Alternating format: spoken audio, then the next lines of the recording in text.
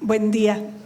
Gracias por la invitación y por darme la oportunidad de compartir con estos colegas que ya hemos venido compartiendo en otras ocasiones. Soy Lina M. Torres Rivera, socióloga criminóloga.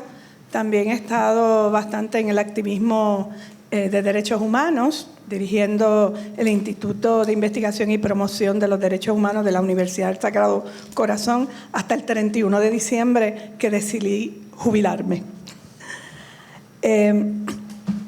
Hace un tiempo, un distinguido colega de la Universidad de Puerto Rico, historiador, sociólogo, abogado, de nombre Juan Justi Cordero, escribió un artículo que él lo puso como una interrogante, ¿verdad?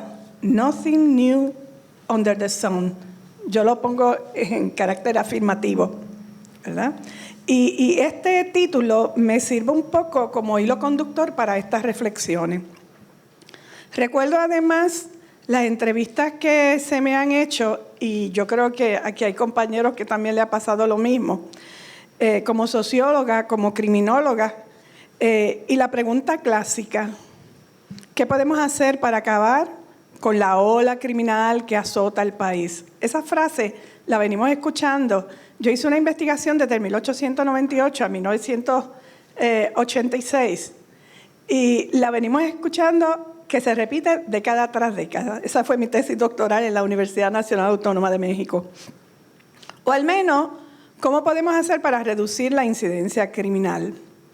Otra común y que les exponía también en otro foro es ¿cuál es el perfil del criminal en Puerto Rico?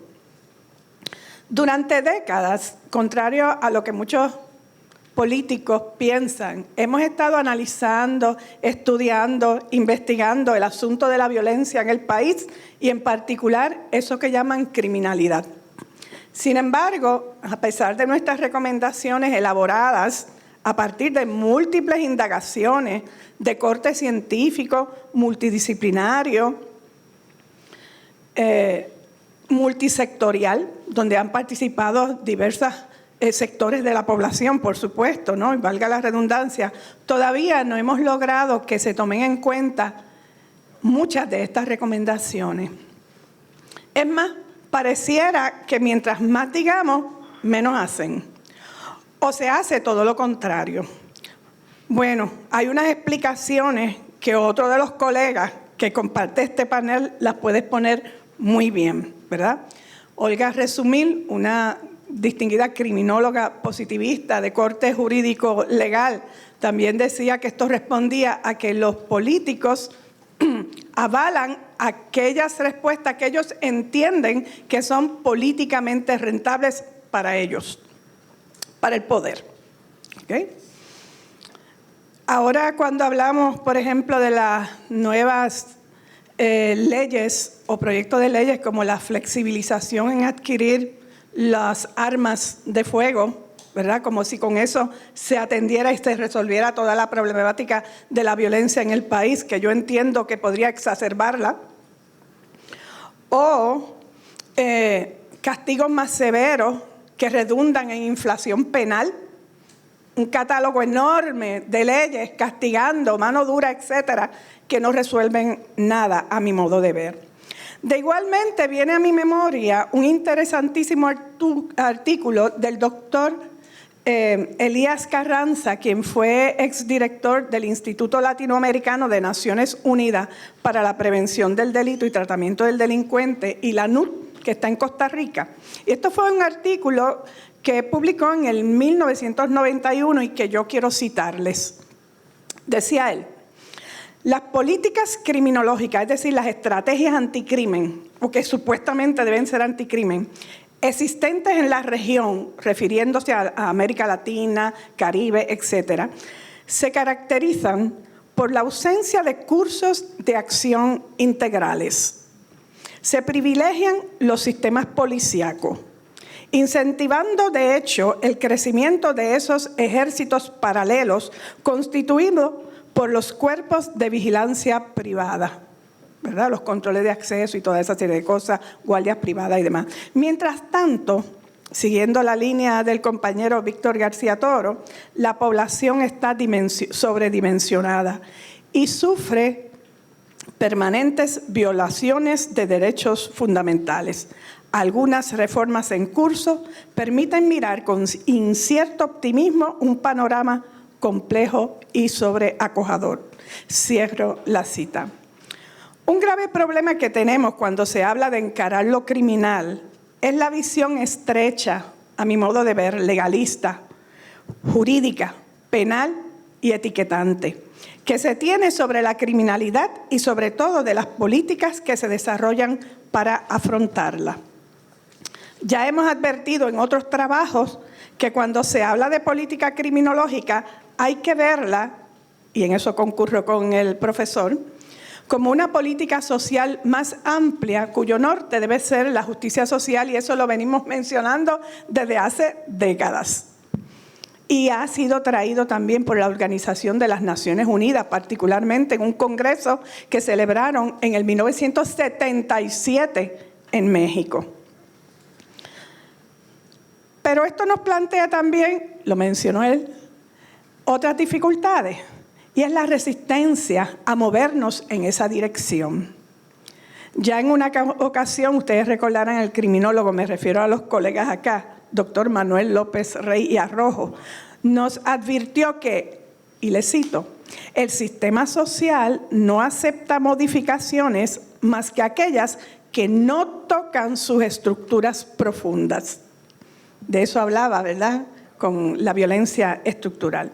Llevamos años, décadas, denunciando que en la isla la respuesta al crimen está caracterizada por un control penal que interviene sobre los efectos y no sobre las causas de la violencia, sobre ciertas personas, grupos o clases sociales, y no sobre las situaciones.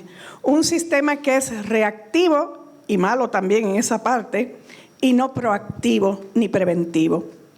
Se hace énfasis en lo que el doctor Alejandro Barata llamó el carácter simbólico de la pena, como forma institucional y como ritual de venganza. Por eso hablamos de cambio de paradigma, de una política centrada en la exclusión, en el castigo, en lo penal, a una de corte social, restaurativa, dicen algunos. Reitero lo que he planteado en múltiples foros, que fue lo que el profesor Rodríguez me dijo que expusiéramos acá, ¿verdad? ¿Qué es lo que hemos hecho? ¿Qué es lo que hemos propuesto? De alguna manera tenemos que hallar otras soluciones en vía no penales ni judiciales.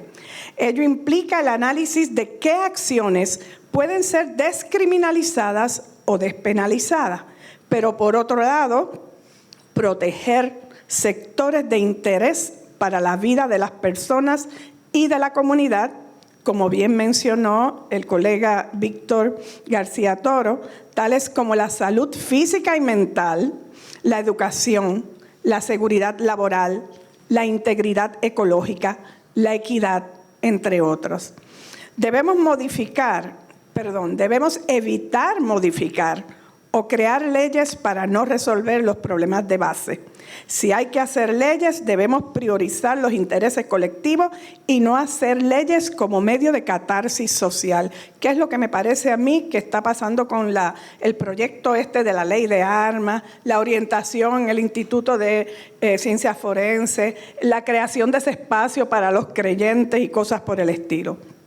Por otro lado, en cuanto a la llamada seguridad pública, la discusión en torno a la llamada seguridad requiere un verdadero compromiso y responsabilidad social por parte de quienes vivimos este país y en particular de quienes lo gobiernan, pero requiere además trascender la estrecha noción o idea de que algunas personas tienen sobre el derecho a la seguridad. Ustedes saben que se ha elevado a la consideración pública de que la seguridad es un derecho humano.